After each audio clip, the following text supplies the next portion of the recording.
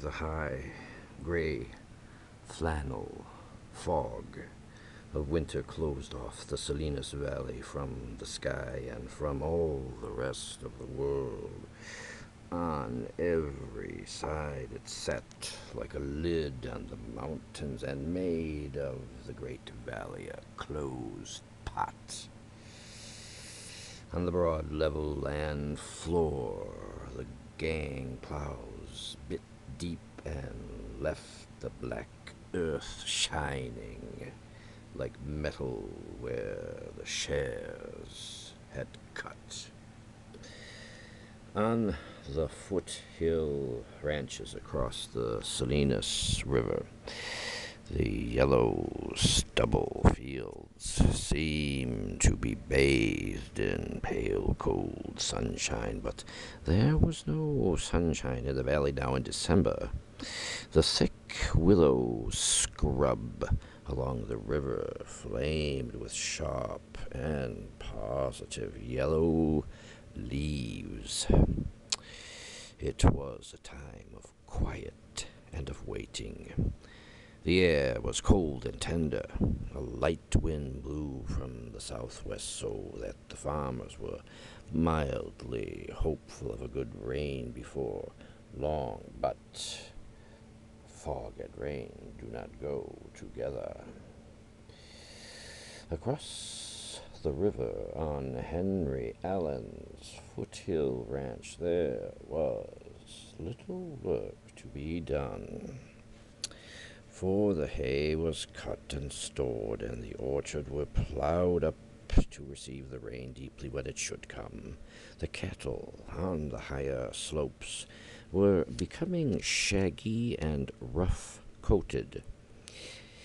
Eliza Allen, working in her flower garden, looked down across the yard and saw Henry, her husband, talking to two men in business suits. The three of them stood by the tractor shed, each man with one foot on the side of the little Fordson. They smoked cigarettes and studied the machines as they talked.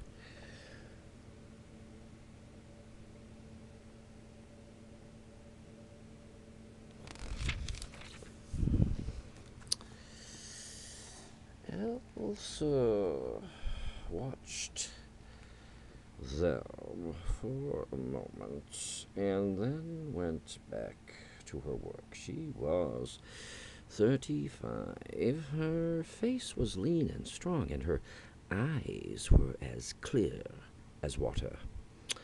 Her figure looked blocked and heavy in her gardening costume. A man's black hat pulled low down over her eyes, clodhopper shoes, a figured print dress almost completely covered by a big corduroy apron with four big pockets to hold the snips, the trowel and scratcher, the seeds of the knife she worked with. She wore heavy leather gloves to protect her hands while she worked. She was cutting down the old year's chrysanthemum stalks with a pair of short and powerful scissors. She looked down toward the men by the tractor shed now, and then her face was eager and mature and handsome. Even her work with the scissors was over-eager, over-powerful.